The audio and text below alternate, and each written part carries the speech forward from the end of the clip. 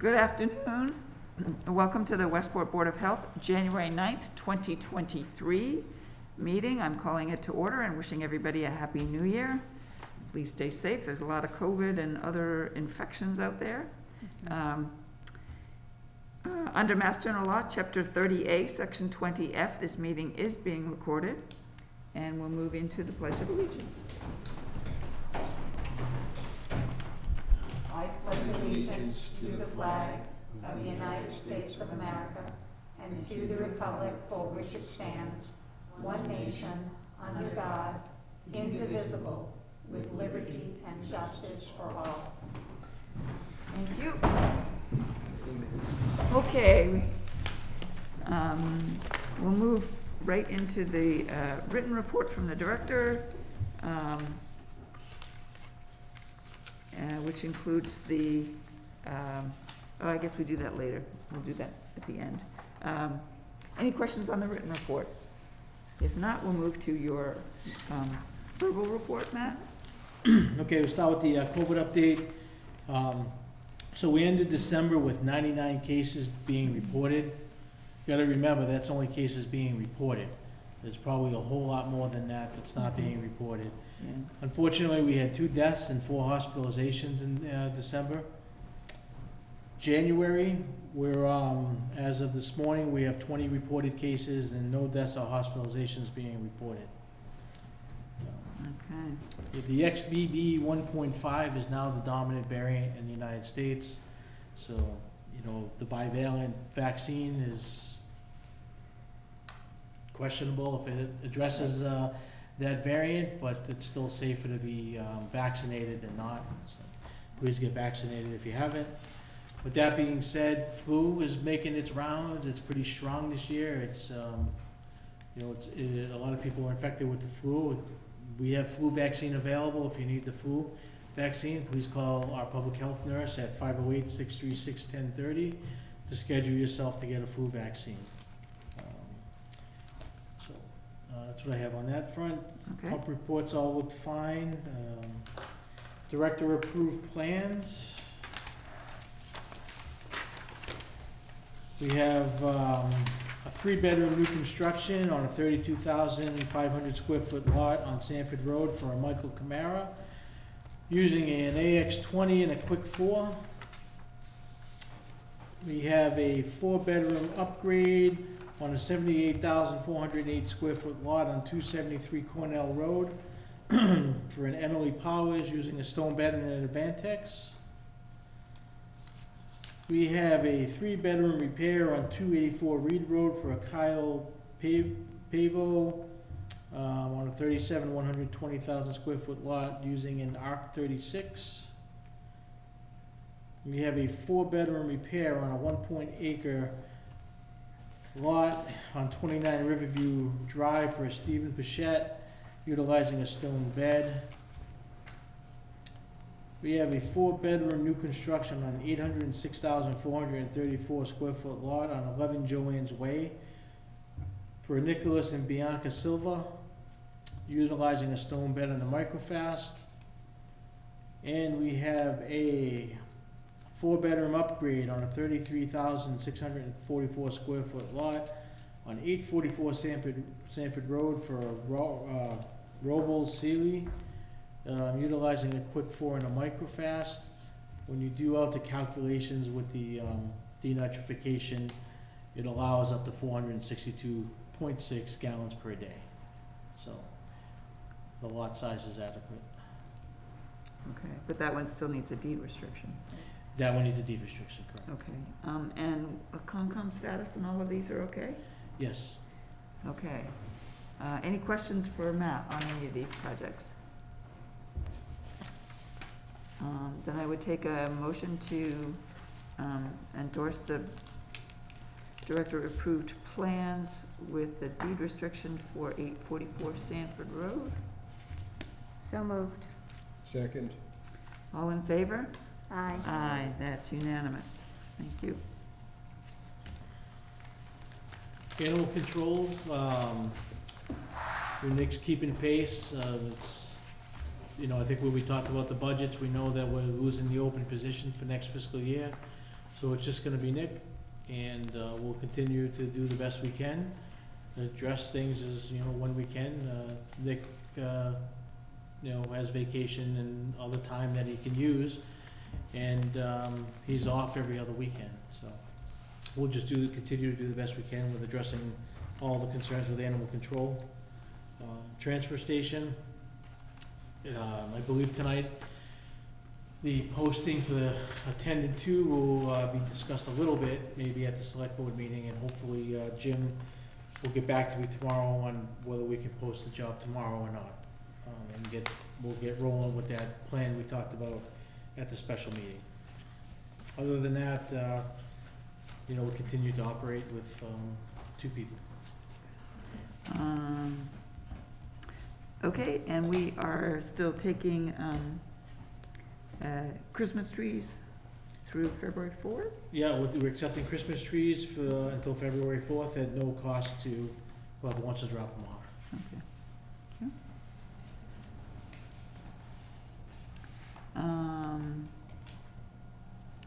And I'll just do a personal reminder, because I had to remind my husband that there is now a waistband for fabrics, clothing and so on, so we do have clothing disposal bins. It just needs to be clean, or there's plenty of other places you can drop them off. Even if they're not wearable anymore, they'll turn them into other things. So just a reminder, do not put used old clothing in the trash. Please recycle. I guess while we're on the transfer station, while you give that announcement, I'll say that we've been having some issues lately with people just dumping trash into the cardboard bin and the newspaper bin and the C&D bin. It's becoming problematic, so please deposit your items in the right spot, so we don't have to send a ticket or a letter of warning for using the transfer station. We get tagged when we go to facilities with a contaminated load. We don't always see, depending when the people put the stuff in the wrong bin and it gets covered up, we don't always see until we dump the load, and then we get scolded by the facility. So. Okay. All right, thank you. Okay, we have minutes in our packet, but since it was missed, didn't get on the agenda, we'll postpone those to the next meeting. So we'll move on to other business. Number 1, agent vacation request from March 2nd through April 3rd of this year, so for a month. I'll turn that over to Matt. So our health agent typically takes his time off yearly, but varies maybe month to a little bit. But I just wanted to bring it to the board's attention because we are so out straight with all kinds of different work up there that in the past I would be able to maybe fill in, do a perk test here or there, or do some inspections. With the way things are, I'm not going to be able to jump in and do any of that stuff this year. So I did want to inform the board of that, and I do whoever's listening, watching, just to let you know that from that time period, there'll be little septic stuff going on in the office while our agent is out on vacation. And that date is from March 2nd to February 3rd. To April 3rd. To April 3rd, excuse me. Right, so for the month of March, essentially, full month. Okay. Okay, thank you.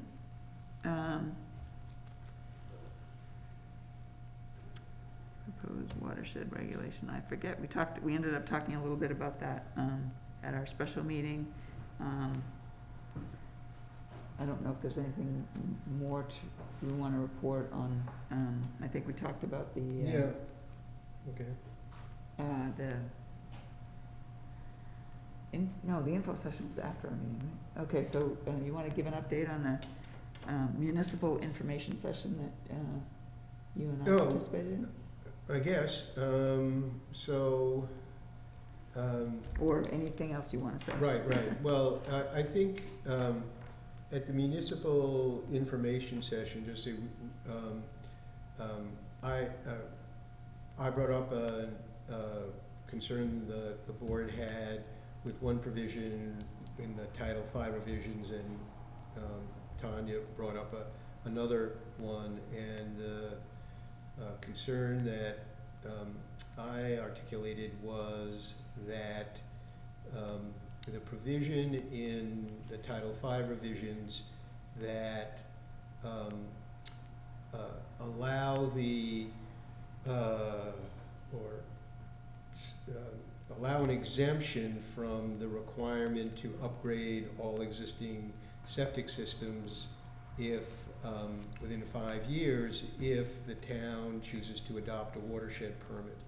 But there is a condition to that exception, which the way the regulation is written, I'd say strongly suggests or infers that that the watershed permit would be subject to a requirement that the planning lead to the same level of reduction in nitrogen as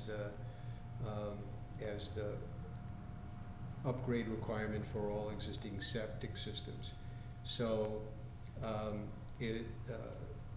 so we're getting kind of a, if you choose that, you're getting a different pathway and you're getting a longer time, but the goal remains the same. And I think there are several problems with that, which we articulated to DEP, and we're going to do so in writing as part of our comment process.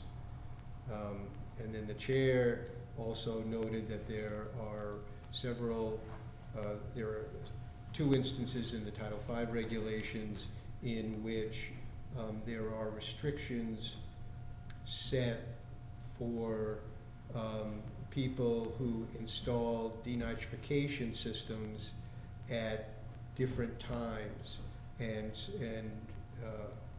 so we also felt that those restrictions were kind of punitive to the people who had taken the steps to install a denitrification system, and really didn't really make a lot of environmental sense to require them to further upgrade their systems. And so, again, we're going to make that point in our written comments. And there are further public information systems, I think, on the 17th and 18th of January. And I don't know if we've posted any of that information on our webpage. Maybe it'd be worth it to do it just for people who wanted to, participate by, by remotely or, by video or telephone. And they are pretty informative. So if you're interested in getting into more detail about that, at this point, that would be the way to do it. And then final comments, and you're free to submit comments yourself, obviously, because it's a public comment period. So you can submit comments directly, and they have to be in before close of business on the 30th of January. Yep, and the public and the board agreed as a group. We submitted a letter to the editor. I'm just trying to clarify that Westport, a lot of people are worried about the 5-year upgrade requirement, but Westport hopefully will pursue the watershed permit to have a more reasonable approach. And again, that info session, there's a local one at UMass Dartmouth on the 18th at 6 p.m. You can go in person or remotely. Okay.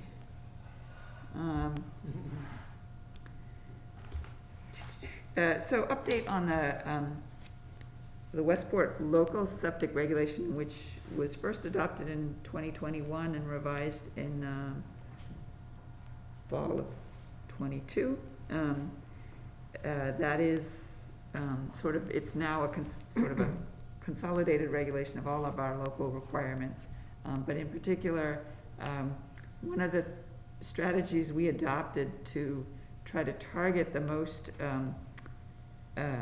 polluting or high-risk septic systems in terms of trying to achieve nitrogen reduction, reducing the pollutant load, is old cesspools, which are generally at least 50 years old because they were no longer allowed, once we hit the 1970s.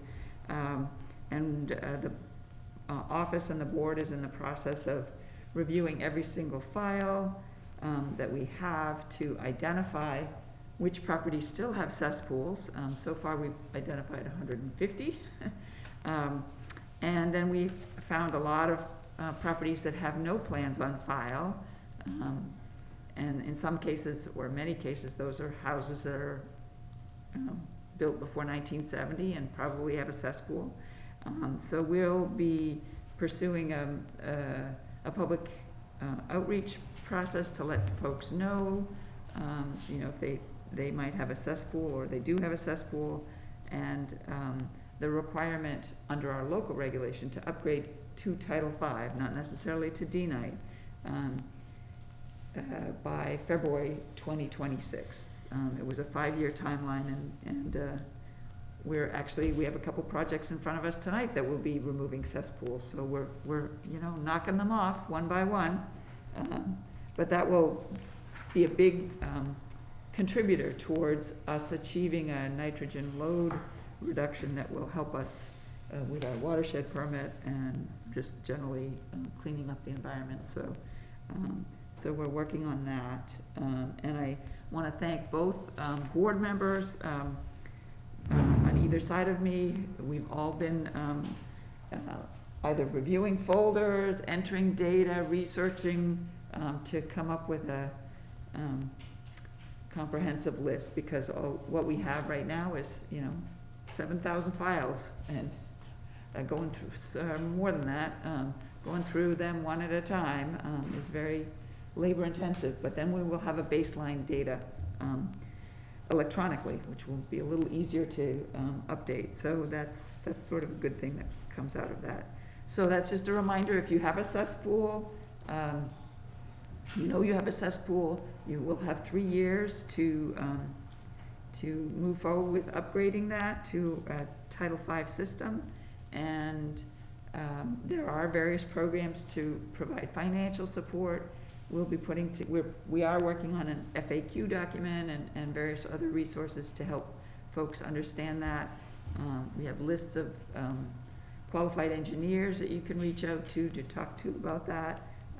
So we are at the beginning of the process, but we wanted just to take the opportunity to talk about it a little bit in the meeting, so people who might be listening in sort of can prick their ears up and kind of realize that something might be coming up for them if they have an older property and that has not had its septic system upgraded.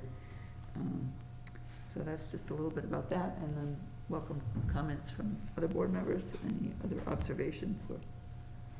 No, I think that. Yes, and as well as how much work you're doing on this as well, so. We're all, We're all you know. chipping in, to bring this up to speed, but a friend of mine stopped by the other day, and he's a computer guy. He says, well, what kind of system do you have? And how do you have a digital? And I'm like, no. We have file cabinets with files in them, and we're hoping that at some point in time, the town will be able to update everything into this computer system. So, Unfortunately, we have a very lean town budget yes. that does not support advanced technology of any kind. So it's a labor of love. Not love, I Well, would I say. was but- gonna say, I don't know if it's a labor of love, but it's labor. something that we are passionate about completing, for the betterment of the town. And to make this process easier once all the data is in for future boards as well, so. Thank you. Okay, moving on to board member updates. Anybody have anything? Phil, did you go, there was a meeting about a water supply thing in the harbor? Oh, that was, so that was a while ago, that I sat in, for Matt on that. And this relates to the 3, privately owned public water systems that serve the communities in the harbor area, and they are all suffering from salt intrusions and other problems in terms of the quality of water that they are delivering. So,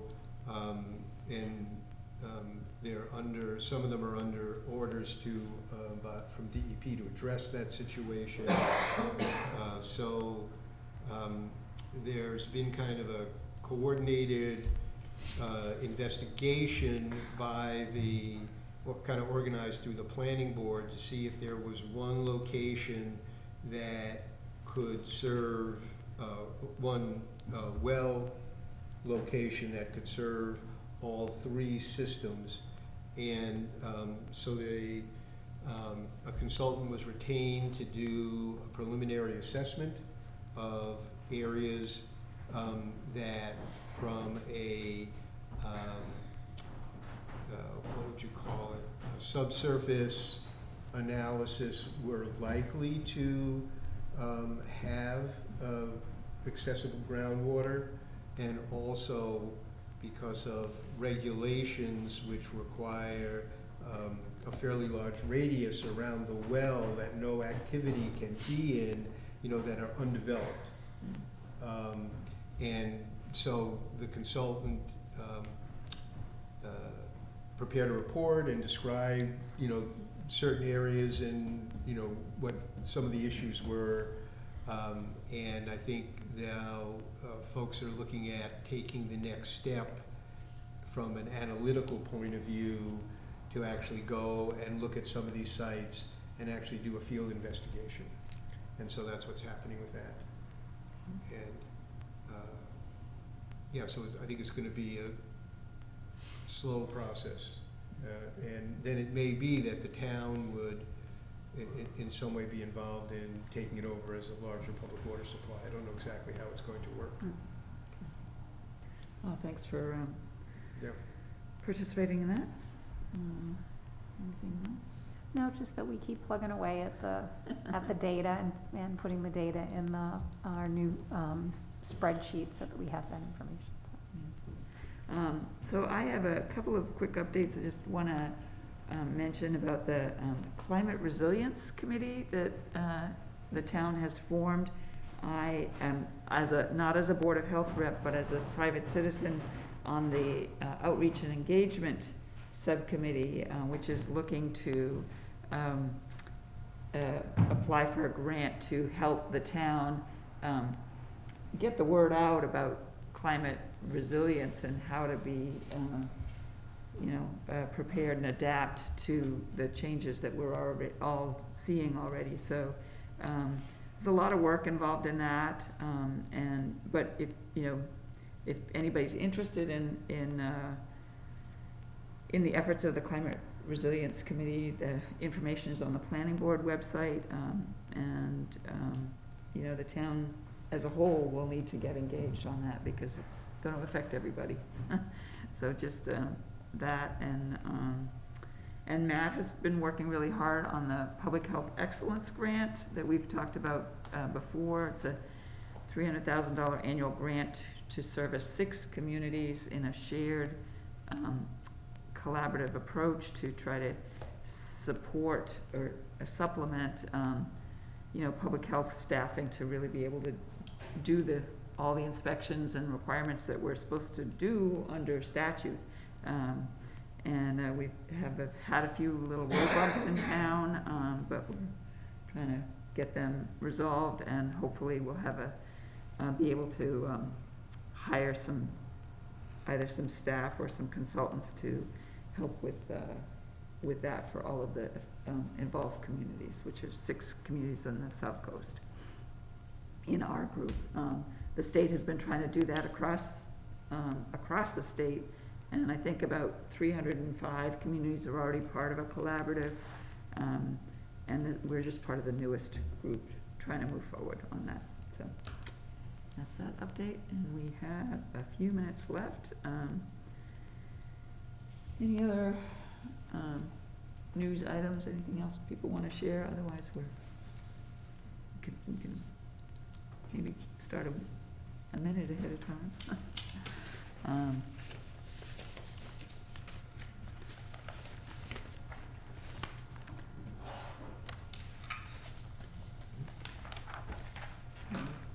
The only thing I can think of is, in meetings in February, one of our meetings falls on a holiday.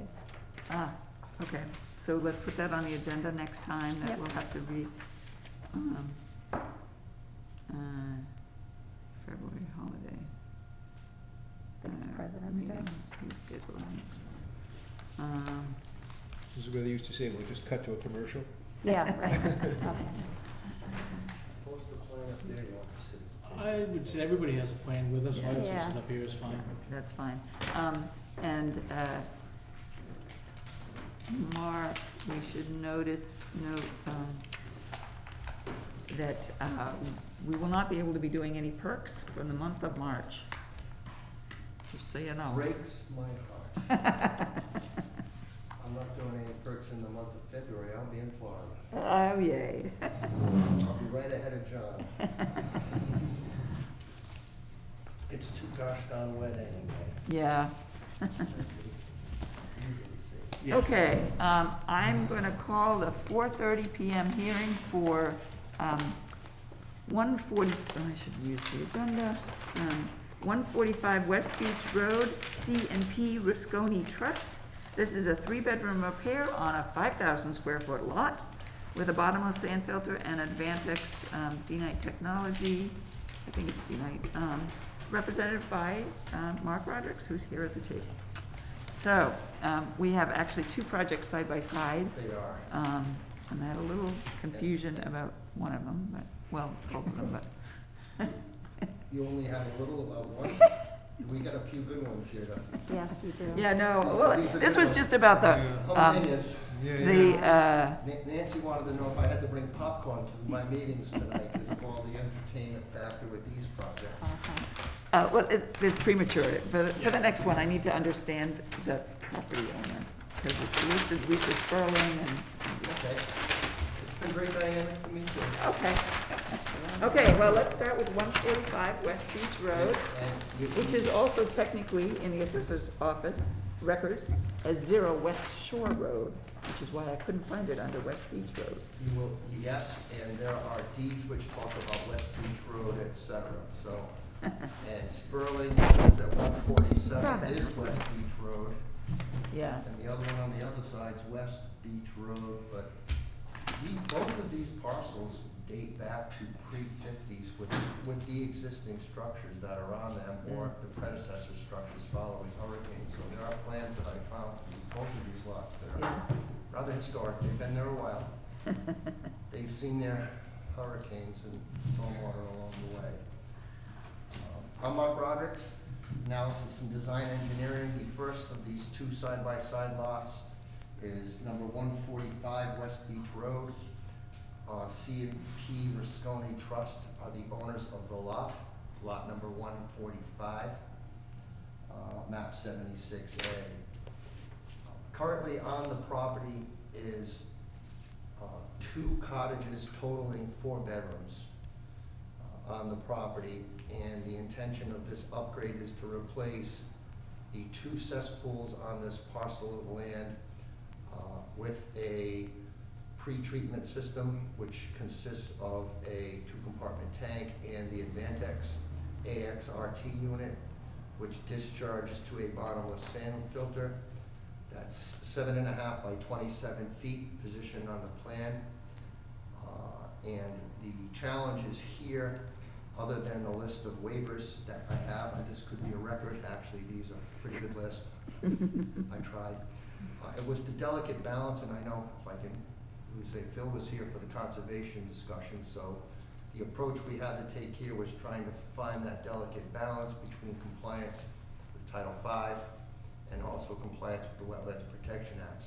This property is entirely situated on a dune. This is a dune, so the entirety of the property is a resource area. So this did go through the conservation meeting on the 3rd of January. There's an order of conditions forthcoming contingent upon the review tonight with the Board of Health and subsequently with the NHESP in terms of the endangered species that are there, the birds that like to live there. I did get positive commentary since the meeting from NHESP with their support for this proposed project that's going to make the area actually better. So I've got positive endorsements on those end. The deed speaks to a 5,000 square foot parcel, which is 50 by 100. However, the assessor's maps, et cetera, do show an extending portion of property on the assessor's maps, which are the little color map. You can see that extends well into the ocean and along the beach. So what the deed says and what the assessor's map say in terms of the total area, but you can see on my site plan that I have that the cesspool on the western corner of this lot is actually pretty much right on that 100-foot line where I show the lines extending towards Buzzards Bay. So there's a number of waivers that I'm looking for. The first one is the setback. And again, as I said, this is for 4 bedrooms total, so we've got internal plumbing that's going to bring the discharge pipes from each of the 2 structures, 2 facilities, into the 1,500-gallon 2-compartment tank with the system to follow. The first waiver that I'm looking for, and I attempted to put it in the order that they show up in 15405, is the setback of the bottomless sand filter to the solar wall for the western cottage 145-4, from 7 feet to, from 20 feet to 7 feet. And I think the notes on the plan and in my letter, I did show 10 feet, but that is in fact 20-foot setback. That is the solar absorption system. So I want to make it clear on my letter requesting a waiver that 7 feet versus 10 feet should be 7 feet versus 20 feet. I've got that marked up on my letter, and I might have gotten that. Did I catch that? I noticed that was a typo. If not, I certainly can put that into the plans to correct that. But that was an incorrect number. It's 20 feet for an SAS from a cellar wall. That is a crawl space, and it is a dune-filled crawl space. There's not a lot of room to crawl inside that area, so that is a crawl space. Again, the effort there was to try to keep a maximum setback from the edge of the coastal bank, and that is also a topic that we're going to discuss later on, of my setback there. The discussion with conservation before the hearing was how might I try to get a larger setback to the coastal bank, but that would bring me even more in non-compliance with the well setbacks that are shown on the property. So that was a big part of the balance, is how to try to keep those separations maximum extent feasible, and that's what I have is 7 feet. The second item is the horizontal setback distance between the tank and the solar wall. I got it at 8.9 feet versus 10 feet off the solar wall of the crawl space. Whereas I did maintain the 10-foot setback to property lines. In all these cases, these setbacks to property lines do not require any waiver. The third item is the setback distance of the Advantex unit itself and the solar wall. In this case, I have it at 8.4 feet versus 10 feet off the same northwesterly wall of the cottage, 145-4. Item number D in my request is the setback of the bottomless sand filter to the coastal bank. I show it at the top of the stone revetment or seawall, if you will, at 45.7 feet. And the code says they would like to have 50 feet maximum there, so I almost got that one on the topic of discussion with Mr. Capone. Item E is the horizontal setback distance of the septic tank to the site well, and that is 37 feet of the well that's serving the facility. A well point, they're all well points out here, by the way, there's no drill wells. There's a dug well. The well serving this facility is a hand dug well with a point inside of it right now, and it is functioning and active. That's 37 feet versus 50. Item F is the setback distance of the Advantex to the well. That's 48 feet versus 50, so I almost got that one within a couple feet there. And then item G is probably the most significant element to discuss, is the setback of the proposed sand filter, or SAS, and the water supply wells serving the facility.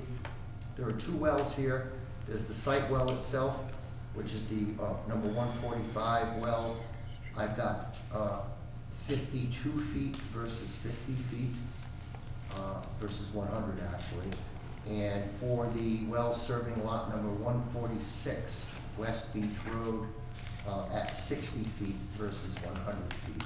Hence, we've got the nitrogen reduction system, and in my estimates, maximum feasible compliance with that setback.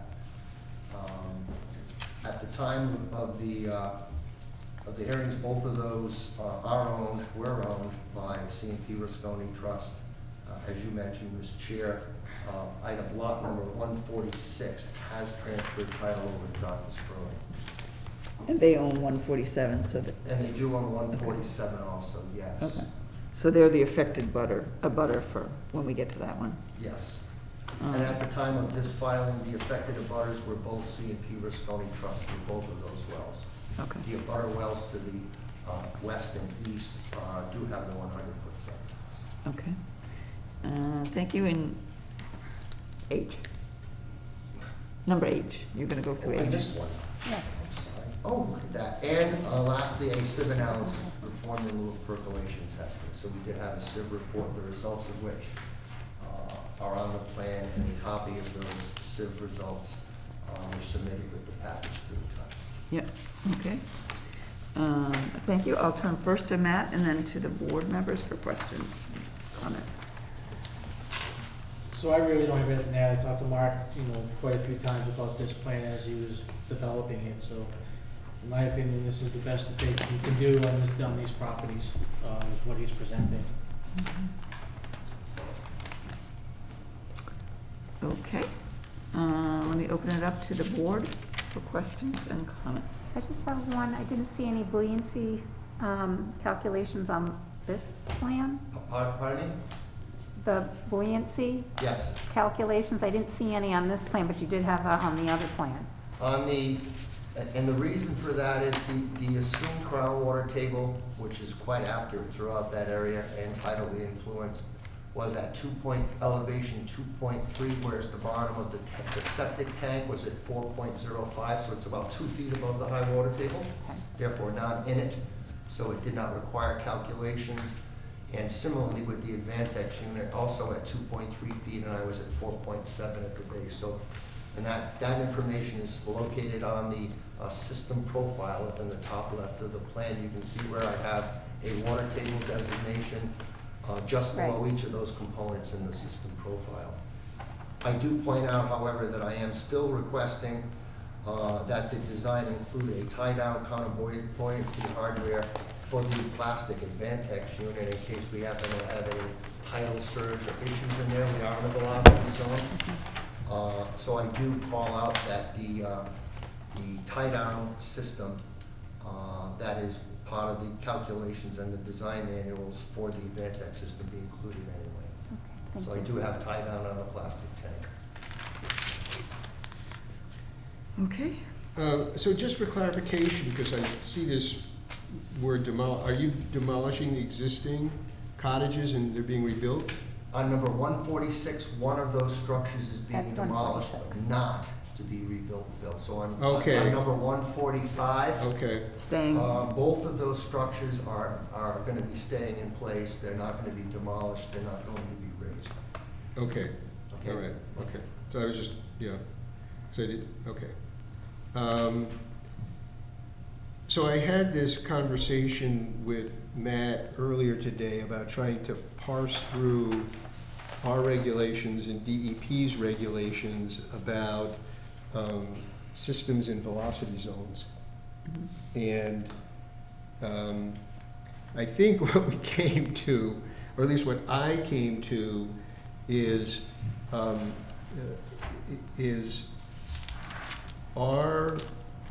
our local regulation deals with septic tanks. And Title V has one for septic tanks as well. And I think it is not applicable here. I mean, I don't think that's the issue here because the buildings are not being elevated. Mhm. But there is a second provision, which I didn't mention, which I, wasn't, had forgotten or wasn't cognizant of at Concom, which is this provision about the SAS, and this is at 15.213. And it says, no soil absorption system shall be constructed in a velocity zone on a coastal beach, barrier beach, or dune, unless, and there are a number of criteria. The buildings have to be in existence prior to 1995, and one of the conditions is that the septic tank is sited outside of the velocity zone or the regulatory floodway, either horizontally or vertically. And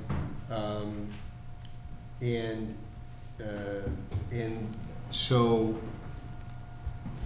that, and in talking to Matt about it,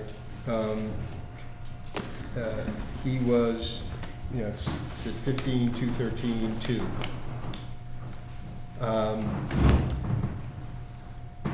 Was making the point that there really isn't any area to relocate it horizontally, and then kind of became, the question of, could it be elevated vertically, above the V zone, and if it couldn't, then would we need to be granting a variance, a full-scale variance, and looking at the criteria there, to deal with it. So, I don't know how people feel about it, I mean, obviously, it's a good thing, it's much, much better, the system that is being proposed than the one that exists now, because it's a cesspool now. But I don't know what you'd have to say about it from an engineering perspective in terms of feasibility of elevating the tank where the buildings are not being elevated. You had given me the heads up on 15.213 when you made your comment. Okay. during the hearing, so I did, yeah. I was really focused on the septic tank part of it and this elevated structure thing. I wasn't as cognizant or thinking about this provision of the soil absorption one, which is more restrictive in a way, because the septic tank one says, it's presumed to be feasible to elevate the tank if the building is elevated. And so that gives you a couple of outs, because the building's not elevated, and you could look at feasibility, whereas the SAS language, doesn't talk about, it's kind of uncapped, it's the right word. It just simply says that the septic tank is sited, as a condition, is sited outside the V zone, either horizontally or vertically, in order to have the SAS in the V zone, which clearly it is, so, I don't know, so that's the conundrum. With respect to the soil absorption system, I really,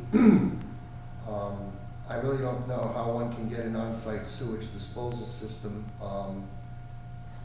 outside of a velocity zone by elevating it. That's, to me, that's kind of a moot point. So Yeah, the well, I mean, soil it's not the absorption system SAS, but this presumes that you could raise it, or at least, that it's just the tank that needs to get raised. If in fact both of these lots, if we were calling for a reconstruction of a property in accordance with the velocity zone building code, that would in fact require that the building be raised up above the velocity zone in which case I would say, in theory, there is feasibility of elevating the tank above the velocity zone, which would be a little more architectural work in terms of how you would set and get some slopes to get some separation, and then subsequently a vertical pipe that would bring it to the soil absorption system. So in these two cases, if in fact there was any proposal of restructuring or rebuilding a demolished structure that would say, A, that it would be raised above the velocity zone, and B, I think the words of the presumed feasibility is what it says. And my comment on that, and I thought about that, especially when we get to the third of three projects here, of just how, you know, to what extent are we saying it's presumed feasible? In the case of a bottomless sand filter, and the Advantex pre-treatment system, in the mode 3B, there is a return line that goes from the Advantex unit to the inlet side of the tank. So there is actually a discharge that brings it back to the first primary Right. treatment unit. So I would, and I did make a call on that to the vendor and the experts representing the Advantex system. I did not get a return call, but I wanted to have an answer. My concern would be if you're raising a house some 8 or 10 feet above grade, does the types of pumps and systems, is it feasible to have a tank that was in fact elevated some 10, 12 feet above the grade where the Advantex system is? And I didn't know if the pumps were designed to handle that type of head pressure, or could they be made? So I didn't get a definitive answer, which is not really germane to these sites, but much more germane to the Yeah. to the third Yeah. one that we have on the agenda tonight. Right. But the tank is integral. And then I think the other concern, if you're asking the question about my thoughts on it, if, in the case of the 15-213, the whole genesis of 213 is a conventional system, where we're looking at IA systems often, in fact, this case, and all of the three that we have tonight. So, if we were to have, say, a singular pretreatment system, I would contend and say that's not a septic tank, because a singular system actually replaces a septic tank. It doesn't require a septic tank preceding it, whereas the Advantex does. The point I want to make here is that if the presumed feasibility of raising a tank above the velocity zone on a coastal dune, as this is the case, does that also imply it's inherently feasible to raise a pretreatment unit above the velocity zone? And that is not addressed in 15-213. So there's a bit of a fine line when saying, when we start going down the remedial use approval or general use approval of these pretreatment systems, you're not gonna see them referred to other than go to their approvals and then follow the code where it applies elsewhere. So there is some difference when we start looking, as we're going to be, obviously, based on your preamble just before I came up here. We're gonna have a lot of pretreatment systems, and they're all gonna be IA systems, not necessarily septic tanks. And I do think that might create a challenge for you when this question presents itself in the future of, Yeah. if you're raising a structure on a coastal dune in a velocity zone, and you got the presumed, per the code, it says presumed feasibility of raising a tank, should that say there's presumed feasibility of also raising a pretreatment system? Good question, and I don't really have the definitive answer for you, but that might rear its head along the way. Fortunately, we've got an answer to the third one tonight about coastal dune. Well, I was a little long-winded, Phil, but I know Yeah, it yeah, was- no, I mean, did I know it think was that is coming a and did give separate, it I some mean, I thought. think that is a separate consideration, I mean, at least in terms of yeah. how this applies.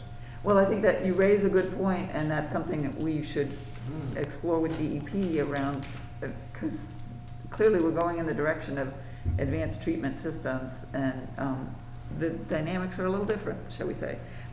But my thought on this is, it seems like 15-2131 and 2, in the context of that septic tank requirement, are a little bit in conflict, in that sense that they should be consistent, you know, if it's the same environmental thing. So my inclination is to kind of rely on the narrative in one, because that's more spelled out, you know, the thoughts in there. And in that case, this would not be applicable, right? Or we can make the case, and Mark has already made the case, there's no reconstruction of the existing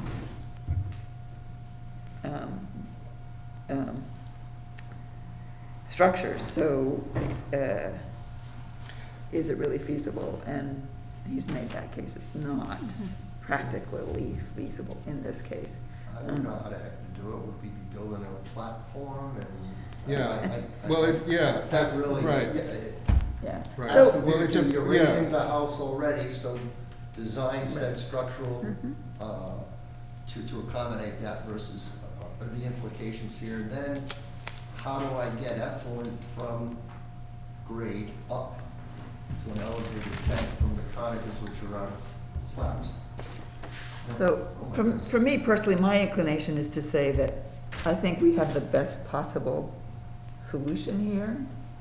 I don't, you know, anything else is really going into unknown, like, is it really gonna work territory? That's just my personal, sense of this, so I'm not sure we could do anything better. Yeah, and I mean, I don't know I don't know the answer to it, it just, it leaves, I think that's why I was raising, the situation where you come into that and where I thought, you know, that, you know, the variance process, you know, was one that seemed, you know, not the local upgrade approval one, but the variance process, you know, which talks about, you know, it would be manifestly unjust, you know, if they weren't allowed to do this. And I don't really see another solution, because you couldn't, I mean, if you're not gonna put the septic tank in there, you wouldn't put a tight tank in, so and it is, you know, an existing system, it's not, new construction. And there's a level of environmental protection, you know, can be achieved without, and I think we generally looked at, you know, these kind of upgrade situations as, you know, trying to achieve that, but it's complicated here because clearly the intention of not having having these systems in velocity zones is because of storm-related damage, you know, if it hits, you know, and that's why they don't want them there, and they, you know, want the systems above the V zone, so I you know, it's a dilemma. I just don't know if, I mean,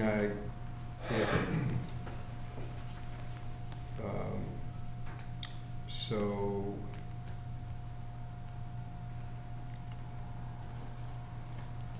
I don't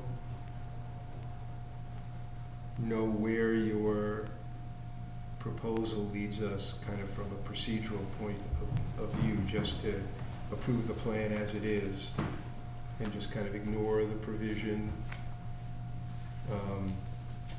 or revert to the variance approach. So you're suggesting that, to use, in order to approve this, we have to go through a variance process to use the manifest injustice standard? Well, yeah, I mean, I think that we would, right, I think it is, that is, if there is not a technically feasible way to allow the person to use their property that has long had, you know, has long been occupied, by complying with this, because of some of the engineering issues that Mark raised, or the uncertainties about that, then I think I would consider that manifestly unjust.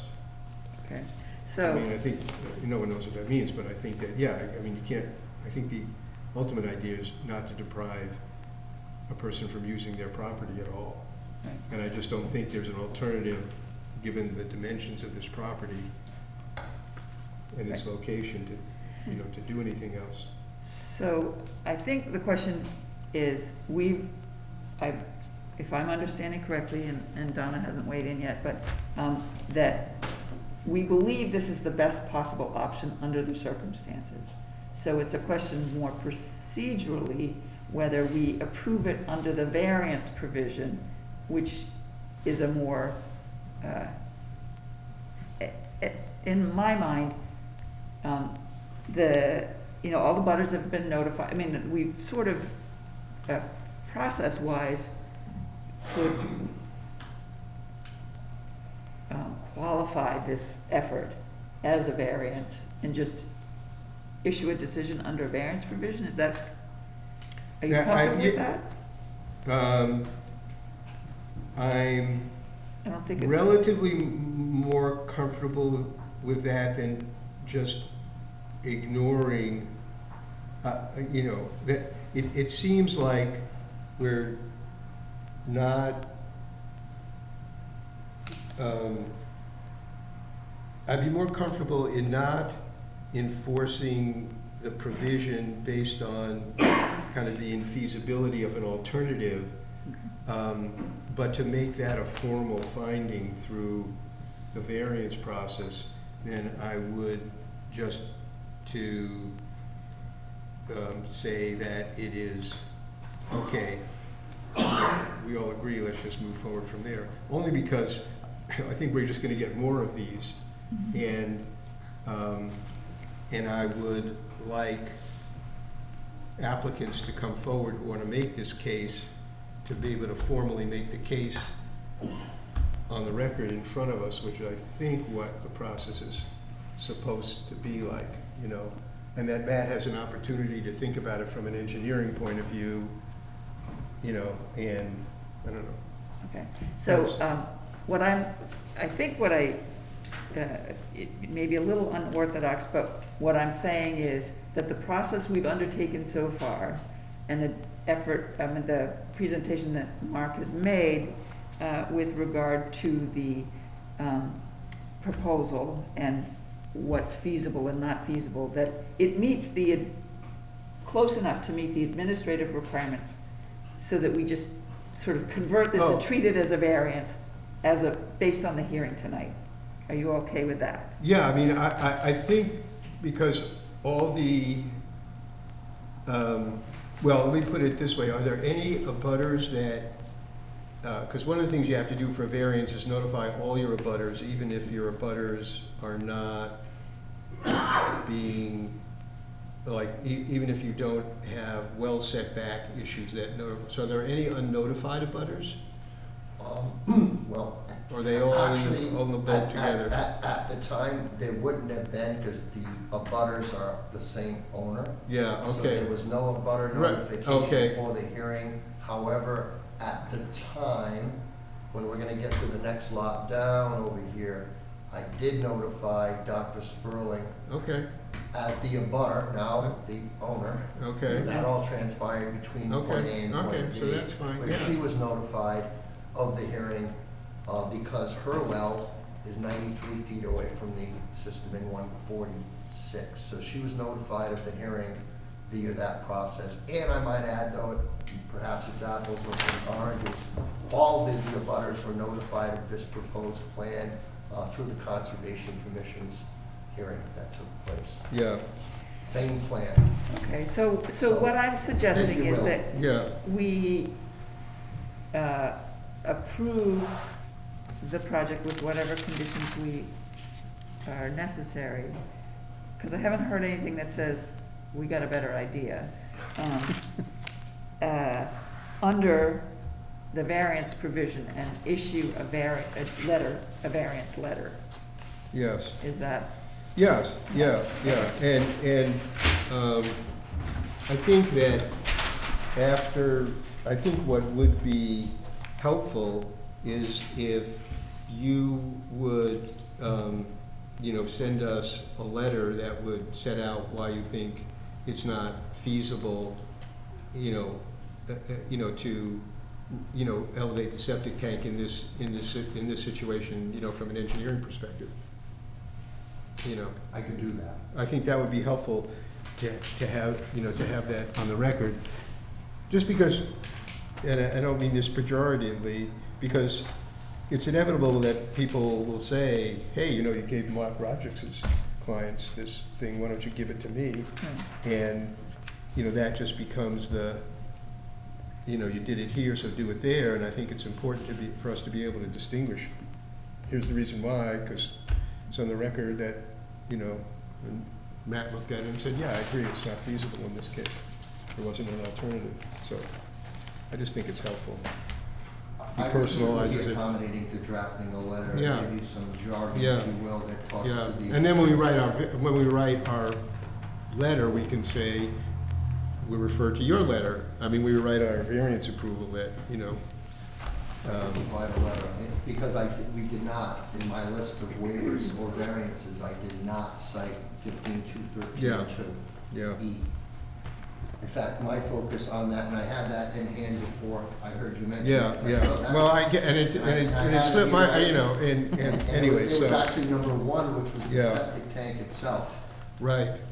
Well, that's And why I was mentioning that the 2 and 1 are sort of in conflict, Yes, Yeah, and- well- or and- inconsistent, I should say. They are inconsistent, because presumed to be feasible is not in number 2. Right. Yeah, well, I think it's the difference is that for whatever reason, they're being more conservative about SASs located in velocity zone than they are about septic tanks, in the sense of, so if your SAS was outside the velocity zone, but your tank was in, then you have this more wiggle room. But when they're, I guess, both in there, then you don't. So but Okay, it doesn't come with, with guidance, some of these things. There's a lot of circles in Title V. Yeah, You yeah, probably found a lot of them for yourself personally. so. yeah, and I agree with you, it did not anticipate, comments you want to add? the denitrification systems, being part of the technology that had to be incorporated into the overall design. So I think that's relevant too. Okay. Okay. So, I think what we want is a motion that will approve the project. And maybe I'll just make the attempt here, for CNP Rusconi Trust at 145 West Beach Road on a plan dated December 2nd, 2022. Will be granted under a variance provision because of section 15.213.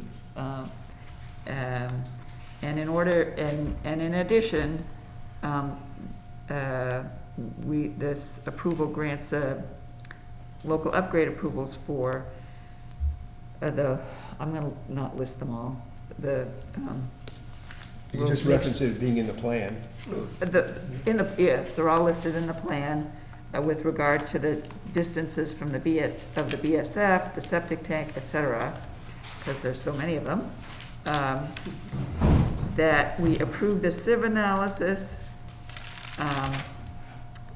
and this will require a 4-bedroom deed restriction. It's been approved by Concom. The usual hold harmless, all the IA paperwork, and a letter from Mr. Rodrick's outlining the criteria for a variance approval under for the septic, infeasibility of elevating the septic tank. You do the 3 years of well test? Yes, 3 years of well testing for this and the abutter well. And do we have deed Yep. restrictions too? You Yep, mentioned? 4-bedroom deed restriction. Okay. Have I got everything? Hold harmless too. I got the Yeah, whole I harmless. didn't remember she said that. Okay. So moved. Okay. Second. So Well, you motion- moved it, she seconded it, really. All right, so, Motion made and seconded to approve the project at 145 West Beach Road with those conditions. Any questions? And that Mr. Rogers, will file a. With a letter. Letter, I'll yeah. follow I- up letter. with a letter Right. addressing it. I'll Yeah. do some justice to it. Okay, Uh, thanks, It will appreciate it. show up again. It will Okay. show up. Yes. I'm almost positive. Yeah. It's already, Okay. well, it showed up before, so now that's why I know it'll show up again. All in favor? Aye. Aye, that's unanimous, thank you. Okay, so we have a very similar um, situation for the next hearing that I will call right now And for if I may, you've got 146. one more testimony. I did, You did. yes, I did, Roy. Madam Chair, just Yep. quick FYI, I didn't realize there was another meeting coming in at 6, so we're gonna be mindful of the time. Oh, okay. Yep. So we've, I think, explored all the details here with the first one, so let's, I will call the 4:40 PM hearing, variance hearing for Mark Rodericks for 146 West Beach Road, CNP Rusconi Trust, 4-bedroom repair on a 5,000 square foot lot with a bottomless sand filter and Advantex. Very similar, because they used to be all one lot. We have a lot of the recorded discussions about the situation here. This is Mark Roberts. This is a septic repair at 146 West Beach Road. Actually, the owner of record is now Risa A. Sperling and Mr. Johnson, which reside at 147 West Beach Road. So to help myself from not getting confused, you'll see that this plan does say for Risa Sperling, which she was not the owner at the time. I knew it was coming, Uh-huh. but it's the only way I could keep myself straight, so that's what I Okay. did. And I was working for her. So again, we've got, in this particular case, to highlight what's different between its sister lot above. We do in fact have a structure that is proposed for demolition, not to be reconstructed. So that is actually removing 4-bedroom design flow from the system of record. We have currently being 2 cesspools, as with the other lot, 2 cesspools on this lot. So we're replacing those with the bottomless sand filter. We've got a 1,500-gallon tank preceding it per design, and the Advantex pretreatment unit is the nitrogen-reducing system supporting the bottomless sand filter. The waivers here, again, my efforts were to maximize the setbacks, especially from the wells, plural. You will note on the well for 146, that one of those existing well points is actually not active at the time, and there is a valving system so that prior to the transfer of property and following transfer of title, one well is the active well, and by deed, that well is to be shared. So in the case that that point ceases, they have the option of going back to the existing well point, which is not currently active, by valving. So I did maintain that well on the site as well, but right now that well is not active. Okay. I want to point that out. So the listing here is of the waivers I'm requesting. I think we're gonna have an addition here as well. The horizontal setback distance from the bottomless sand filter in the northwesterly property line is 5.5 feet versus 10 feet. That's kind of the line between the 2 lots. The setback distance of the tank and the southerly property line is 3.7 feet versus 10 feet. The basis of this land, as I've referenced on the plan, is the survey of existing conditions that was done by Boucher and Haru. So I am referencing that survey plan of record, which is the basis of the boundary delineation on my plan. Item number C is the setback distance from the bottomless sand filter and the solar wall of the cottage. That's 8.5 feet versus 20, not 10 feet, if you will, on my note. That's incorrect. Item number D is the setback distance of the tank to the solar wall, 7.3 versus 10 feet. Sort of splitting the difference there as well. Item E is the setback of the Advantex unit to the solar wall, which is 6 versus 10. And then we have 2 well setbacks, actually 3 well setbacks issues. The site well serving number 146 is 58 feet versus 100. The well serving lot 145 West Beach Road is 54 feet. And the well serving the abutter Now, the current owner of this property, Sperling and Johnson's well at 147, is 98 feet away. But I did request that waiver just to be thorough, and we did get a water test of that well as also. Do I have a page 2? Yes, and then we had the sieve analysis that was done as part of the work. And in the, Requirement for a BSI. okay, and the same circumstances of a variance of 15213. Yep, 152132, of which I will provide a letter to talk about the feasibility of that. Okay, But that is applicable if we're gonna catch that one, then yes. okay. So, questions, first, Matt's recommendation. I think just the same as the other one, there's nothing more that really can be done here on these lots, so I think, yeah, it's a pretty good Okay. design for this. All right, I think this is sort of a ditto. Are there any other comments from board members? No, Mr. Potter, sure. This is West Beach Road, right? Yes, sir. Is this Al's Cottages, still in that area? Yes. Is it Al's Cottages? You wanna see? Cottages all bundled together, yes. Yeah. They are right there, Yeah, oh, I know where they are. Yeah. I'm just saying, I'm hearing that this septic systems are gonna be placed in ground. And the corner of Grove Street and East Beach Road, I forget the house number, for the Reese property, had a habitat tank. I want to know what the difference is between these properties and that property off of Grove Street. He's reconstructing that house though, right? What's that? He's reconstructing that house.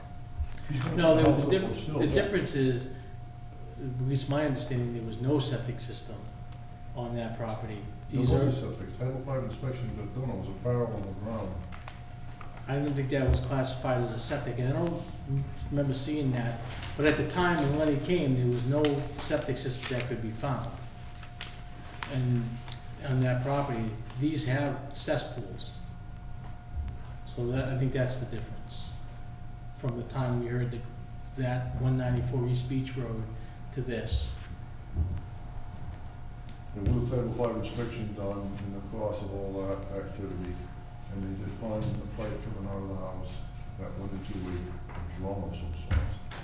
But we determined that from the kitchen sink for gray water, not for That's, evaporative. that's gray water is sewage. Well, that was what was before us at the time, and that's why we made that, We the can board discuss did. this at a later date, no Right. problem. I'm just saying, I don't know why one and not the other, I'm not sure. Okay, well, we can revisit that. Okay, so, I'm gonna try and do the same thing, just, we're, a motion to approve the project for Risa Sperling at 146 West Beach Road, based on a plan dated December 2nd, 2022, with the local upgrade approvals that were just outlined by Mr. Rodrick and also in the letter. I'm not gonna reiterate all those distance setbacks, as well as a variance under 152132, and approval of a sieve analysis, a 3-bedroom deed restriction, hold harmless, IA requirements, well tested. well testing, and a letter from Mr. Rodrick with regard to the variance provision for the septic tank. Is that it? Have I got everything? Second. Motion has been made and seconded to approve the project for 146 West Beach Road. All in favor? Aye, that's unanimous. Thank you, Mr. Rodrick. It may be helpful, I know it's a pain in the neck, I think a revised plan with the reference for that and the fixing the 20 feet. Yes. I will add that to the list. So that we have an accurate plan with all the requirements. Okay, thank you. I'm calling the 4:50 PM variance hearing. Mark Rodrick, representing 48 Second Street, owned by Stanley Sylvia. This is a 2-bedroom repair on a 7,500 square foot lot with a bottomless sand filter and a Vantex system.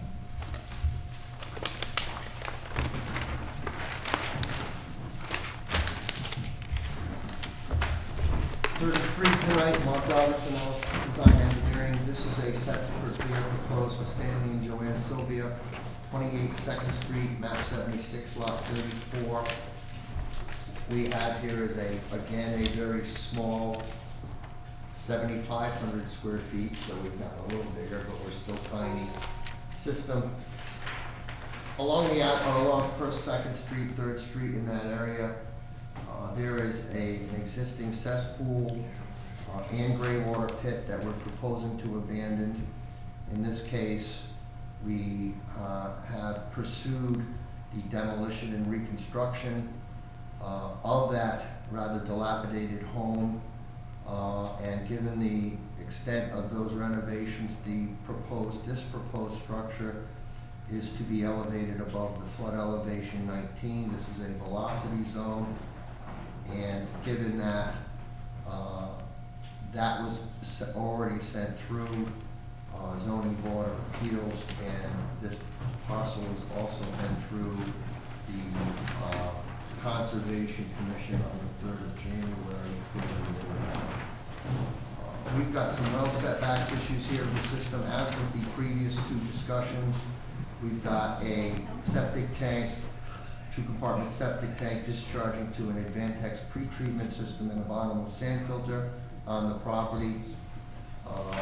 In this case, the list of waivers that are being sought are somewhat lessened than the previous two items of discussion.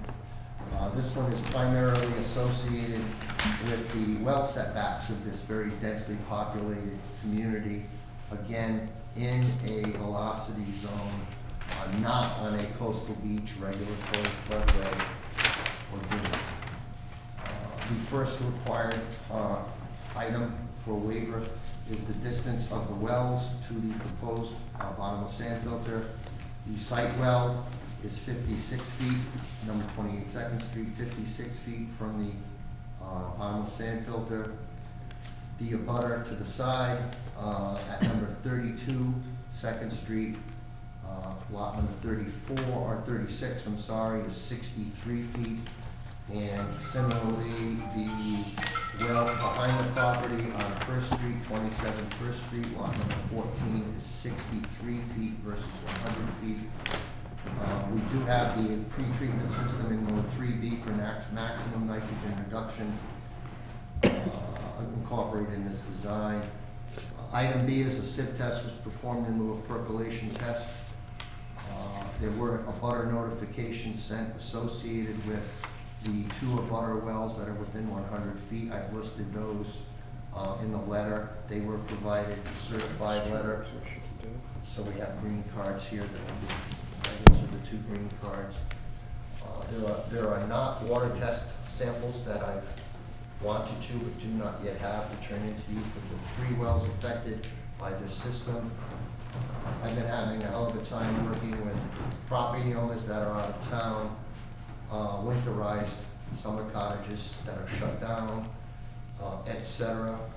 My report that I have of today is if I can contact a plumber and get a plumber out there, I can get a system turned on, and I may be able to get samples collected by Thursday of this week, so I apologize for not having that in there. That was a particular discussion we had. Matt, I appreciate your patience with me on that, but so that is the one thing I do want to say. I do not have the water test samples in hand yet. Okay. But given that this is already going to be a D-night system, I'm not sure what else we would be asking for. Okay, any let me turn first to Matt for your report. I'm sorry, did you mention that this house is gonna be raised? Yes. Okay, because I went looking for the building plans and, before, I didn't know there was gonna be raised, so, okay, thank you for It confirming is. that. Okay. It is. All right, so, again, this is a good system. I know this had some discussion at the Concom meeting, so as far as what's presented, I'm okay with. Okay. So I'll just move it on to you guys. Okay. It was signed off by Chris. So it's been approved at Concom, correct? And zoning board approved the plan. Okay. Stay with me. Okay, questions or comments from board members? The only one I had was about the abutters.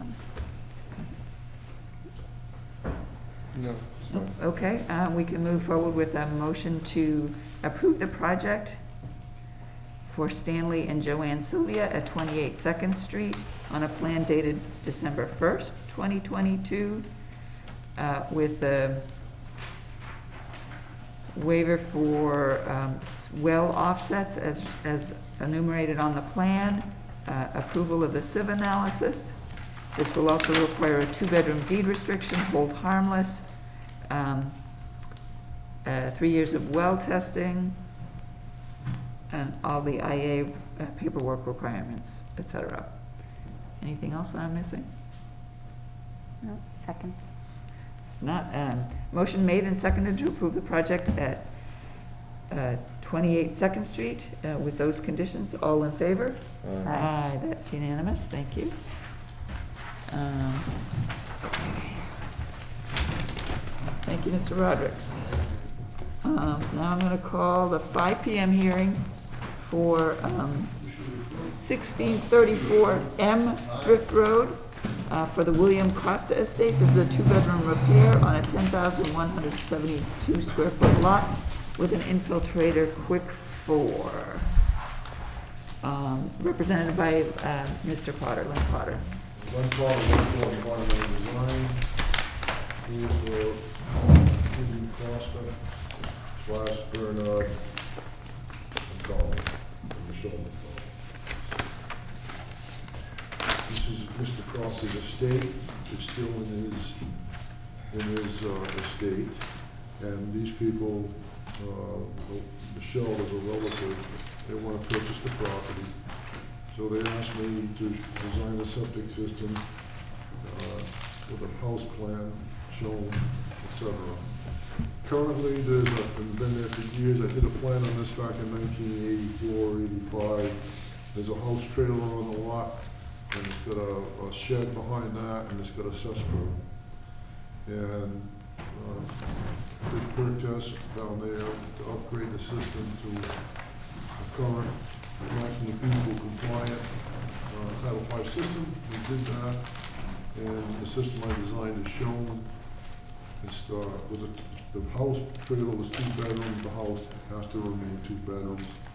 But because of the smallness of the lot, proximity of wells, et cetera, I installed a DN 960 septic system. The nomenclature on the plan is wrong, that's a TNT, my error. I will change that to a DN, I don't know how to spell TNT. So, that's the intent of the D-Night system.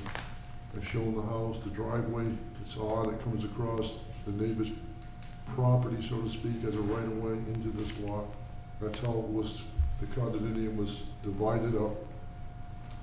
The problem is, there's a well that goes with this property, shown way off to the far right, 130 feet away. That is a common well for 1634 LMNNO.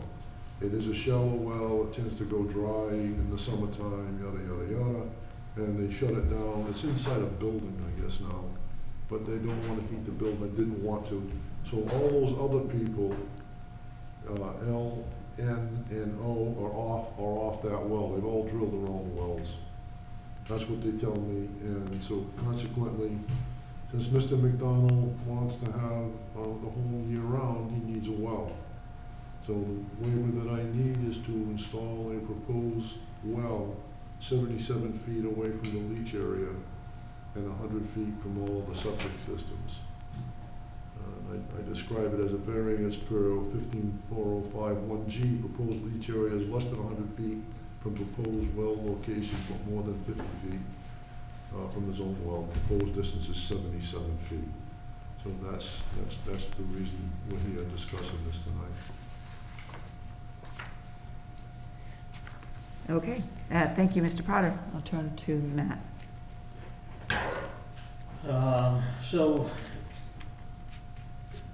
He's doing, this gets complicated with the regulation because of the demolition of the trailer and triggers new construction, and it kind of gets complicated on the new construction definition in Title V and waivers and all of that, so. Phil and I had some discussion about it, I know Tanya and I had some discussion about it, so I'm gonna kinda kick it back over to Phil for his thoughts, and then we'll take it from there. Oh, well, I was just, so I was, I think, really reading, I don't know where our regulation is now, but in Title V, where you have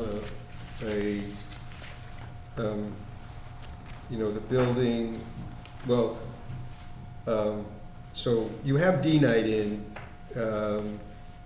and so it's really kind of, our definition is really kind of irrelevant. And so I need to, so then I was looking at the Title V definition and seeing that it met the requirement for, a new building with required an occupancy permit. So it seemed to be new construction. I'm not quite sure how to handle what the demolition of the trailer was, because I think that we have applied that in situations where there are kind of like acts of God that end up causing the the existing structure to be destroyed or damaged to the extent that it needs to be demolished. Not that somebody chooses to, create a whole new living space, and so they just get, because of trailer, they just roll it off the property, and so that would lead me, if that's where we are, then that would lead me to think this is new construction, and then would leave us to address the 100-foot setback under new construction requirements. But someone may have a different framing of what the issue is, so that's how I was thinking about it. All right, I think our regulation is satisfactorily addressed with the D-night component. With regard to Title V and the definition of new construction, this is was an existing residence that is being rebuilt or constructed, or whatever.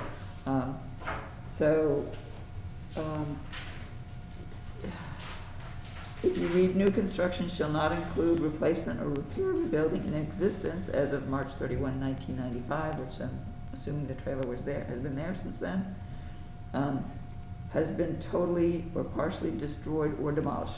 So the trailer is not technically being demolished, it's being rolled away. But functionally, if this lot could not meet new construction standards, right? This size lot. Right, yeah.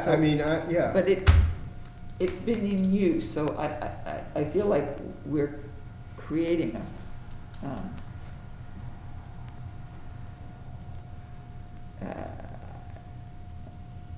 Well, I know we had this discussion before in the context of another case in which, I think it was Mr. Potter's case, in which the question was, was the damage, was the replacement of the house, was the decision to voluntarily tear down the house and replace it with a new house exempted from the new construction standards if it was simply a voluntary act. That is, you had a habitable house and then you destroyed it to build a new house. And I thought we came to the conclusion not to do that. And we would treat the new house as new construction. I'm not wedded to that. I'm just saying that I think that's what I kind of think that's what our position was. It was, that's what the position the board took, was to deem it new construction, for the Atlantic. I don't know how DEP interprets that. Was that lot, what constraints were on that lot. I guess I'm trying to figure out, you know, it's a matter of, Right, so I think that was the lot that, on Atlantic Avenue, where mold was the issue, Correct. right. and, But- and Could it meet new construction standards? It could, right? it could, it more or less applied as to whether or No, not it deed can't. right was Can't, required or because not. it's too small. You know, and so we were saying, you know, so, you know, got into the subtlety of, you know, was the presence of mold enough to, a condition such that the property would have to been demolished, and got into very sophisticated, you know, back and forth about that. So, again, I think it, you know, may be, you know, more, you know, particularly because, you know, so we could treat it similarly, we have, you know, the same situation, because there is no place on this lot that a well could be located outside, you know, outside of the 100-foot buffer zone. It has, you know, it's incorporated D-Nite, and so not to allow, and it was previously, you know, it was a previously occupied property, it's not an undeveloped lot, so, I take the position generally that we shouldn't deprive people of use of their lot. Right. So it would go into the, like, to me, and I think more of the variance mindset of it. But I don't, you know, Okay. if we want, Well, if we I have want to a question. reconsider how we treat new construction, I'm open to, you know, I don't. What was the septic system that was there before? Because I'm looking for, The cesspool. Cesspool, was a cesspool. yeah.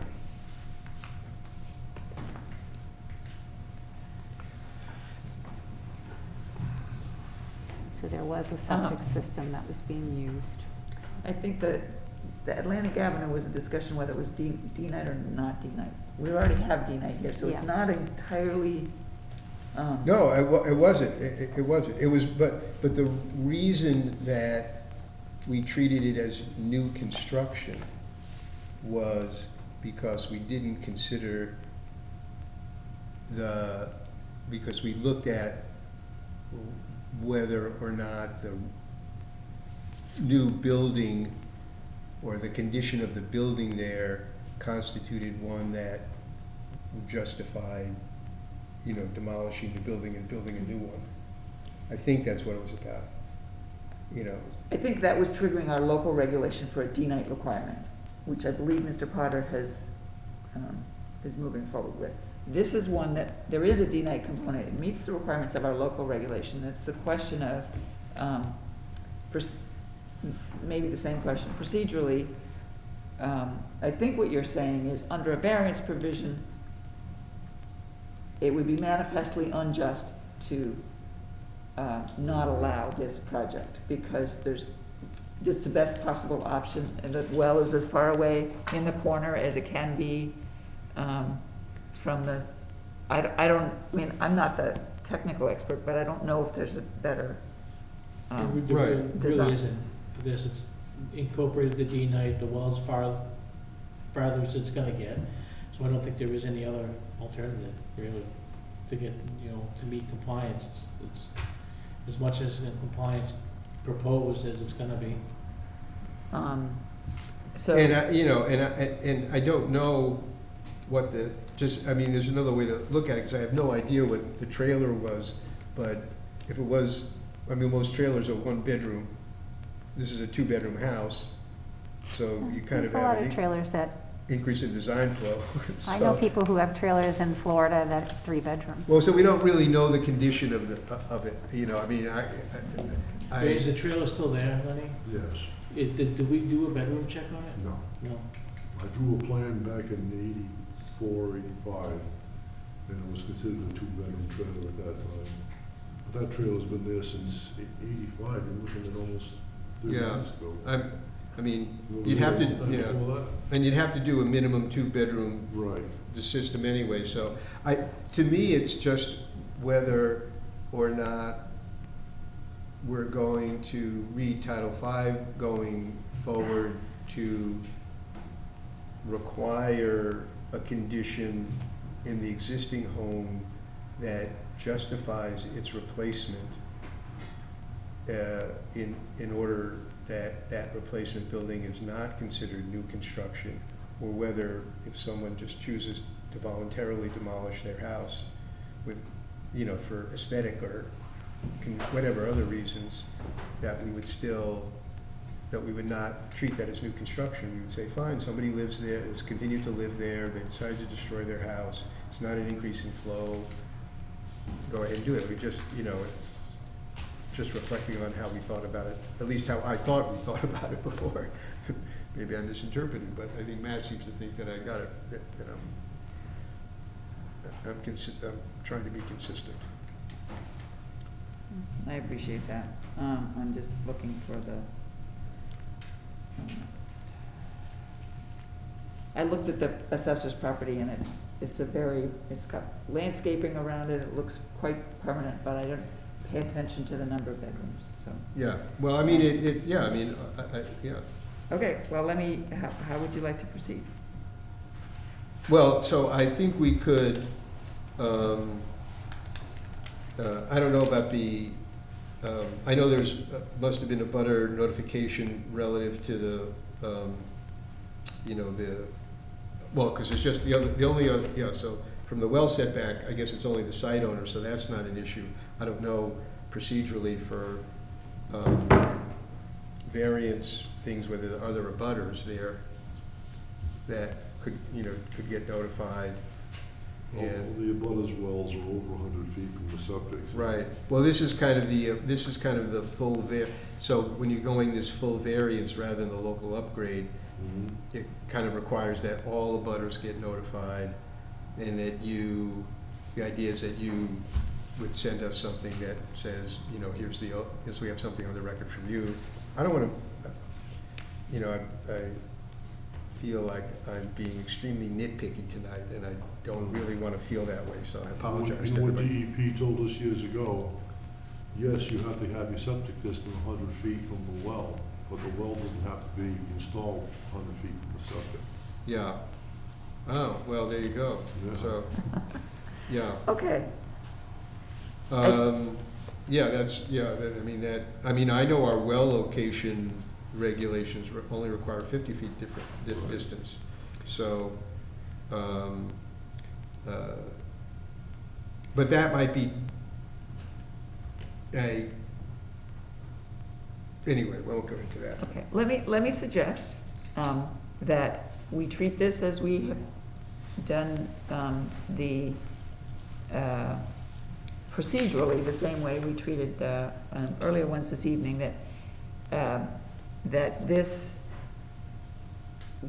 we agree that this is the best possible plan, and that because of, and we need to revisit our interpretation of new construction under Title V versus our reg, and, you know, be consistent. I agree with that, but for this project, that we move forward, have Mr. Potter submit a letter,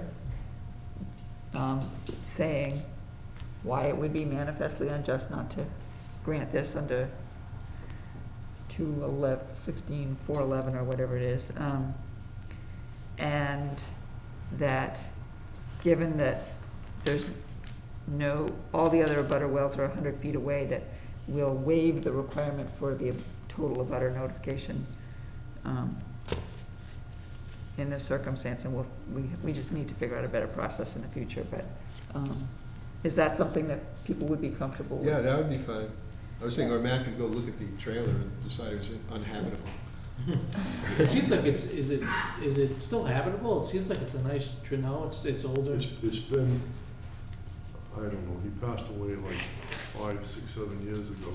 And Anyway, it's been there for at least since I did the perk in '85 or '84, Yeah. and it was There- there long before that. There is one thing that I thought about this, and I don't know if, which relates to the timing of the well testing. Because I know we're supposed to do 3 years of well testing for this, but, and I would just ask your advice about this, but you're gonna have, you know, a brand-new well and a brand-new septic system, and I think for the purposes of well testing is really to see whether the operation of the septic system is having an impact on the well. So I would, He has to drill his well first, yeah, because there's no way you can get a well rig in there. right, So once he drills that well, then we'll do a portability test on it. okay, Present that to the board. Right. That'll be the initial test. right. That's a requirement anyways for a new well. Yes, it So is. Yeah, They have the test and portability test and Right. VOCs. Right. And So I that'll would give you- just, yeah, That'll so- give you a baseline. right. So I would just propose that we condition it on the 3 years of well testing from the date that the well is installed and approved. The system goes The system is installed and Yeah. approved? Okay, in. The system, right? It's just, yeah, the system is installed and approved? Okay, so I would suggest that, rather than like starting now. Right, okay. You want to make that motion? I think I've got it, but, Okay, I think you did, I think you did. Oh, so I'll second it if I, or do you want me to make the motion, or? Yes. Okay.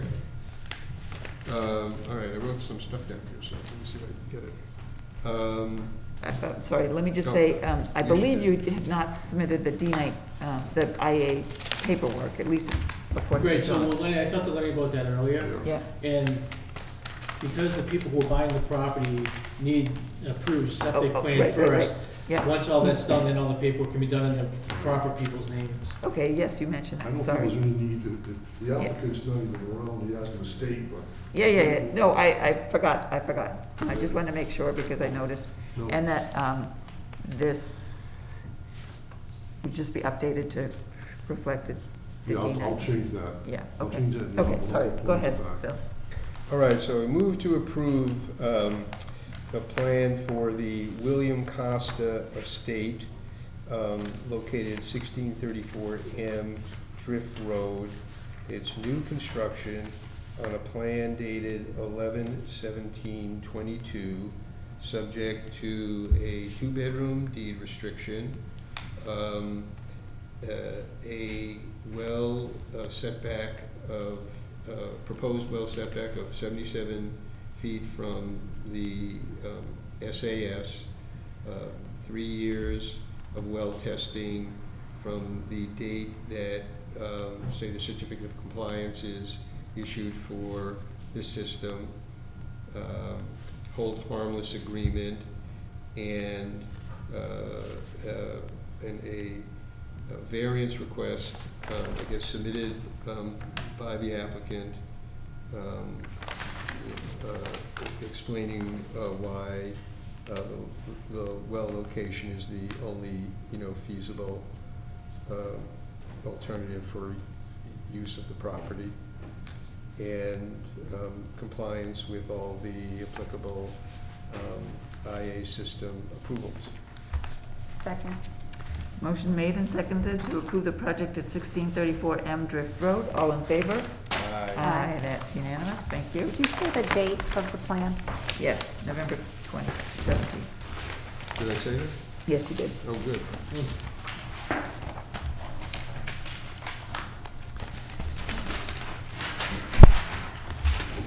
Madam Chair, just note that we have 15 minutes Yep, before the I next know. meeting.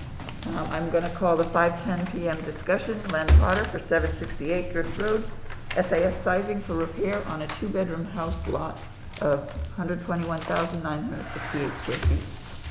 Okay, this is actually a general, Discussion. a general question. But in this particular case, this lot is a large lot, it's almost 3 acres, and has an excellent perk test of 1 in 5 minutes per inch. And the loading rate is therefore 0.74 gallons per square foot.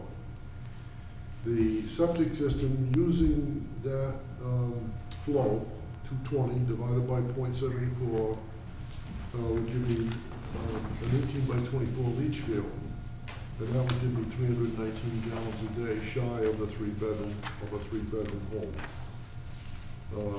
That's 18 by 24. And 18 by 32, as I'm showing here, gives me a 426 gallons a day flow. And Matt's question is that the system's too big. And I conjecture that it's not too big. An 18 by 32 leach field is not a big septic system. An 18 by 24 leach field is too small. What happens is the biomat forms at the bottom of the system. I'm sure you've had some little bit of DE training on that, DEP training.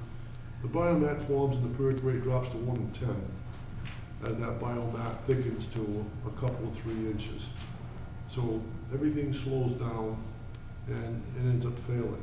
And I've been through this for years. Everybody's happy. They get a 1 and 2 perk, 1 and 3 perk, 1 and 4, whatever. Then you build, I can build a small system. It's a mistake. I built my leaching field right across the street from here, 18 by 25, it failed in 10 years. And I only had myself, my wife, and actually 1 child at the time. And we used the thing sparingly, at least so I thought.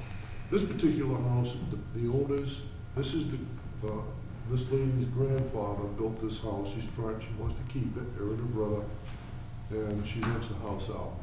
That's a worst case scenario. I just feel that 18 by 32 is not a tremendously large leach field.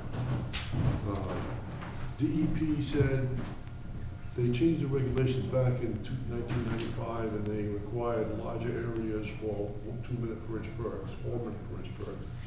And in actuality, I don't think that's enough. It's a 2-bedroom system. DEP says new construction, the smallest system you can build is a 3-bedroom. And I think that has something to do with the functioning of the system. But an 18 by 24 leaching field, you do what you want. That's ridiculous to me. But I put a disclaimer on the plan that was required by the Board of Health. I understand Matt's issue is people come in and say, oh, I got a 426 gallon a day septic system. So I got 3 bedrooms in the house, so now I'm all set. No, you're not. That plan says 2-bedroom house here, the flow is 2 bedrooms. And in my judgment, I feel that I'm not doing my client any justice in building a smaller septic system. Such a thing is going on. Dartmouth required a 600 square foot leach field for a 3-bedroom house, 800 square feet for a 4-bedroom house. Because they've had these problems. They have a lot of sandy areas in Dartmouth where engineers tend to minimize the size of the field to save their clients money. But this, an 18 by 32 to 18 by 24 isn't going to save. It might save you $1,000, but it's going to give you a lot of headaches in the end. And I live across the street, and I don't want to stare at me with evil eyes. Okay? But that's my point. Realistically, as an engineer, as an installer, it's going to fit. Okay, thank you, Mr. Potter. We'll turn to Matt. So, Glenn and I had a discussion about this, and it's the gallons, my concern is the gallons per day being provided. And like he pointed out, you know, we run into this situation all the time where people go ahead and they just go ahead and add another bedroom at some point in time without telling us.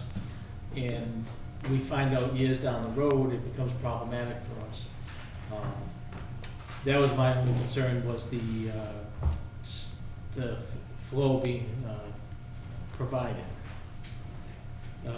Seems to be excessive. So, and again, it runs us into problems down the road. I know what he's saying, you know, they're supposed to come in, they're supposed to notify us when they do make a change, but they don't always do. And if the house sells, you know, who knows what's gonna happen. That was my only concern, and we kind of, you know, said maybe we should come to the board and talk about it with them. So here we are. Okay. So it is an existing cesspool, which doesn't have a flow, but it's sort of an increase in flow, in my mind at least, to have something beyond the 2 bedrooms. So I throw that out there, but I will turn to board members for their input. Yeah, so the way I was thinking about it is, kind of having looked through Title V, I didn't think that there was anything in Title V that really restricted someone from building a system that was larger than the number of bedrooms that they had.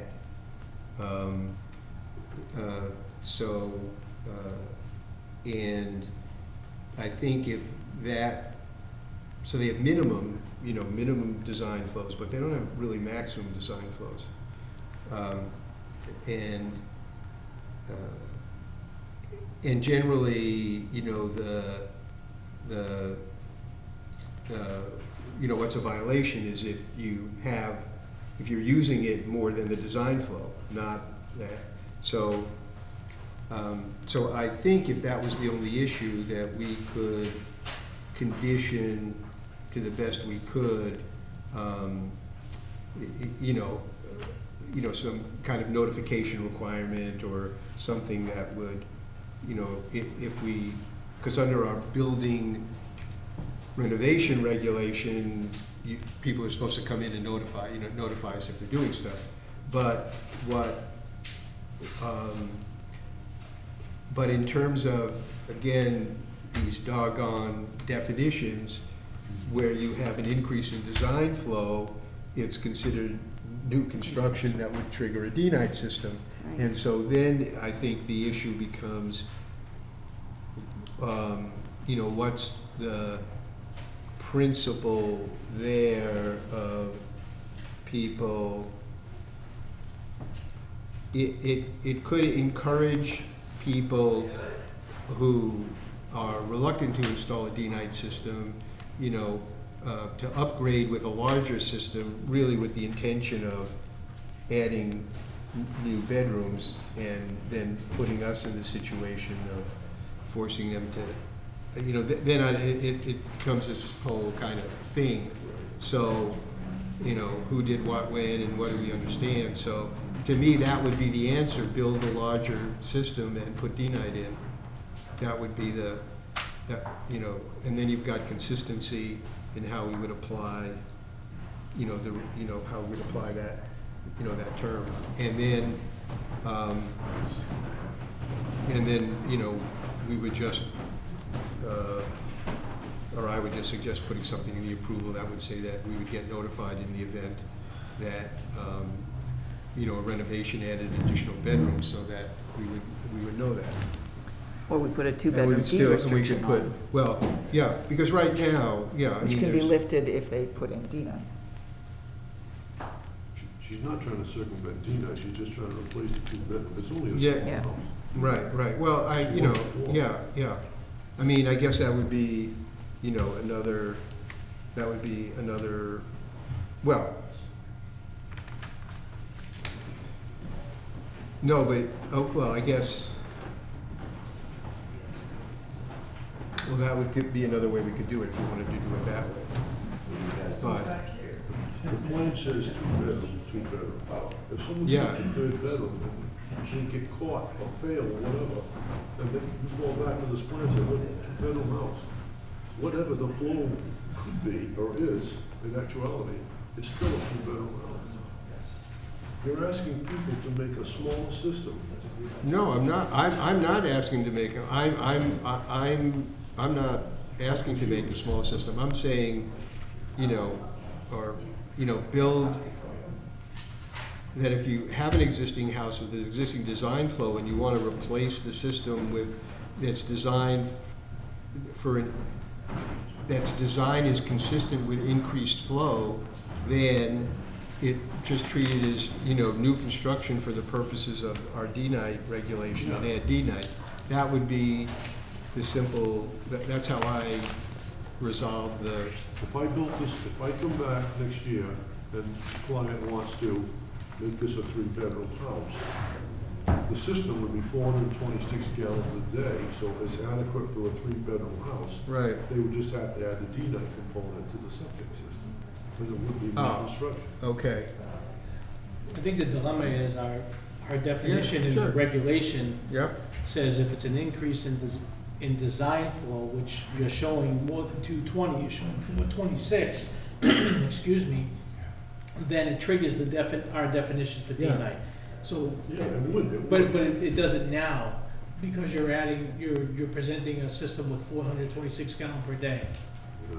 I'll cut it to 18 by 24, I'm gonna put a disclaimer on the plan that I'm not responsible. well, I'm not saying that you have, I mean, so just to say, so your alternative was I'm trying to figure out a mechanism to say that we're approving this based on, for a two-bedroom house only. This size. Right, oh, I see, Um, yeah. in order to not trigger a D-night. If you wanted to put in D-night, then all bets are off. Well, no, I mean, So- yeah, right, I mean, I think I Um. was trying to respond to Lenny's engineering, I mean, I guess, so I was trying to respond to your engineering concern Right. and our interest in not creating situations where people would take advantage of it and avoid putting a D-night system in, you know, increase their design flow, We've got and then later on put the bedroom in and not be as honorable as you and come in and say, well, I added a bedroom. So I didn't want, that was my idea. Yeah. So I So- guess that, so, I think what we're saying is not suggesting that you need to shrink the leach field. We're saying either we need some way of triggering to make sure that it stays a two-bedroom, or the other alternative is to put in D-night and then some, we have a minute left before we have to turn over the floor to the next committee. oh, So, you have suggested, would you be, we're proposing some notification method, whether it's a deed restriction, something that says, this must remain two-bedroom unless you go to D-night, based on new construction requirements. So, we're not, You wanna consider some kind of mechanism then and come back? yeah, so. why don't, yeah. So when you say that, we'll put a deed restriction on it that is two-bedroom, are you allowing him to design a larger system? Yes, it's just saying. Okay. s- Yeah, This, but don't 6 forget now, PM, This is almost 3 acres here. Yeah, So now if someone comes down the road and wants to put a 5-bedroom system there, they can. yeah, well, they can It's have, a D-night. yeah, So they with could, that deed that's restriction- fine. It just have to be removed. Huh? The deed restriction can be removed. One more hurdle to get through. Yeah, well, so if you, if the chair wants to do it that way, I'm fine with that too. No. well, there's gotta, I understand the problem, the dilemma, I have a dilemma too. okay. Well, But we have to, I let- think we should address the definition of the new regulation. He could ask for a variance from that section of the regulation then. In the interest of time, I don't know how urgent this is. We have a working meeting on the 20th before our next regular meeting. That's fine. Can we just resolve it then, because I don't wanna, Yes. This isn't just this specific case. no, I know, you're Yeah, raising it, Example on Hicks Ridge Road, 1 two-bedroom house, okay. 3 acres. We will continue this discussion, it's not a formal hearing anyways, Right, all and, right. and That's fine. come to some sort of resolution there. That's fine. So, So I move thank you. that we adjourn this meeting at 6:01 PM. Okay. Second, all in Second. favor? Aye. That's unanimous, thank you.